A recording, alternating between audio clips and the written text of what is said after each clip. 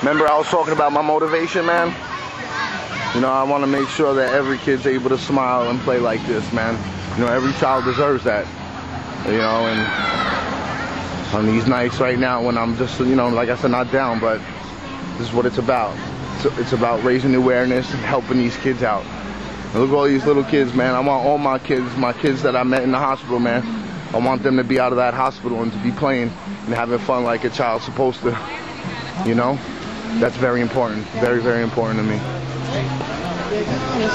Yes, look how nice, kid. This is beautiful. That's where I'm gonna fucking bathe, yo.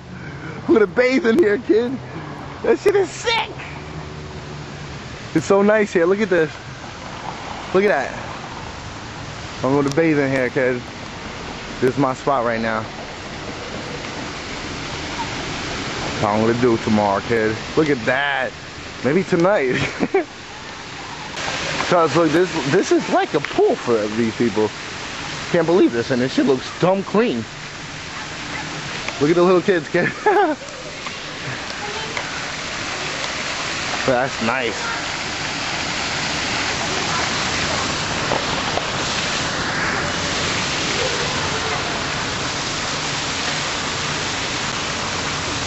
Nice.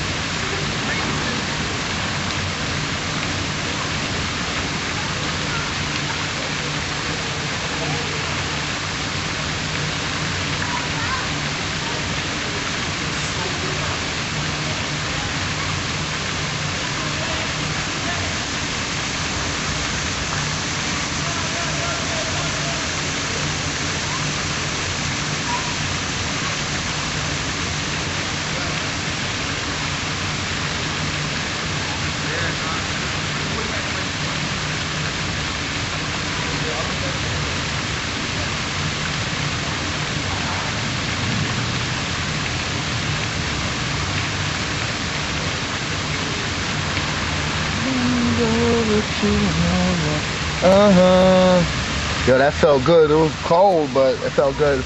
Well, my heart away with a smile. Take time to tell me you really care. We'll stay tomorrow together, always together. I'll always love you. I'm loving you always, forever. I love you.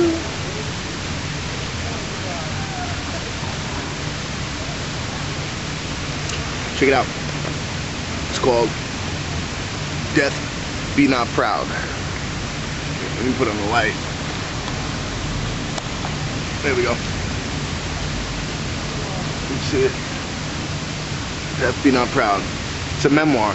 If courage is the antidote to pain and grief, the disease and the cure are both in this book. By John Gunther. Death Be Not Proud.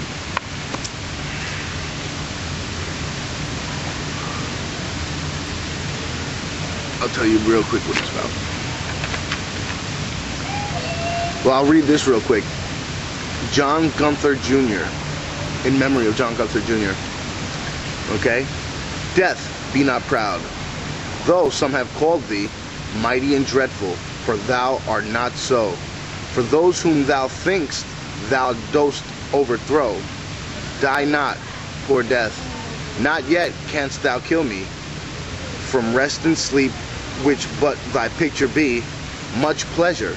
Then from thee much more must flow. And soonest our best men with thee do go, rest of their bones and souls delivery. Thou art slave to fate, chance, kings, and desperate men, and dost with poison war and sickness dwell, and poppy or charms can make us sleep as well, and better than thy stroke. Why swellest thou then? One short sleep past, we wake eternally, and death shall be no more. Death, thou shalt die. John Donne. It says, I want to acknowledge with the deepest thanks the assistance Frances Gunther has given me in preparation for this memoir. It could not have been written without her wise and discriminative help. In particular, many anecdotes about Johnny and several of the lines of his dialogue come from her memoirs and records, which she has generously shared with me. It's his wife.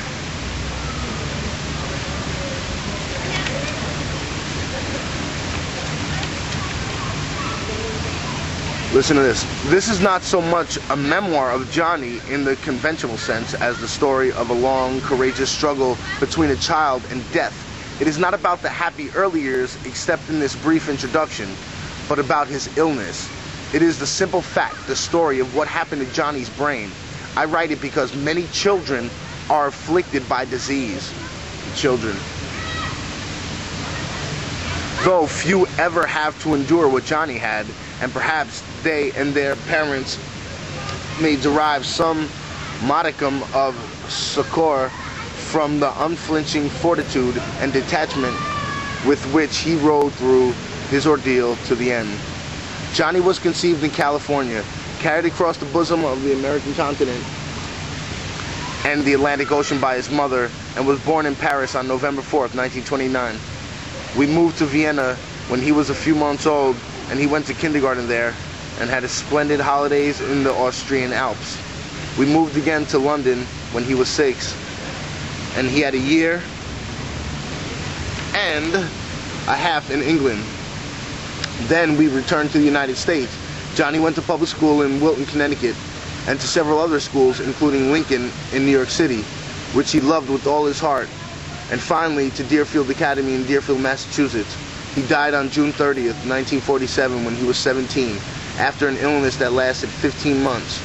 He would have entered Harvard last autumn had he lived. Kind of reminds me of, like I told you guys already, my friend Brian Hussey. He had cancer. He had leukemia, and he was already in Fordham University and passed away from leukemia. My first friend I ever had. You know.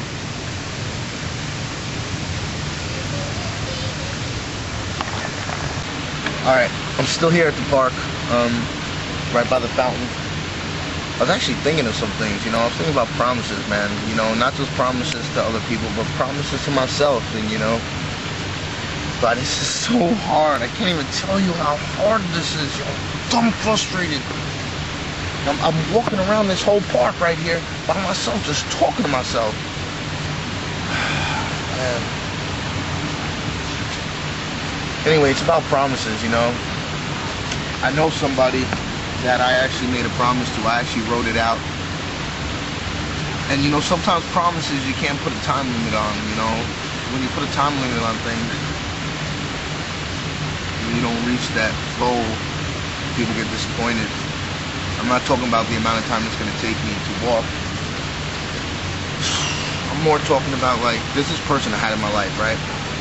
And I told this person that, you know, look, you know, I was going to go on my trip last year to do my thing. Make a long story short, you know,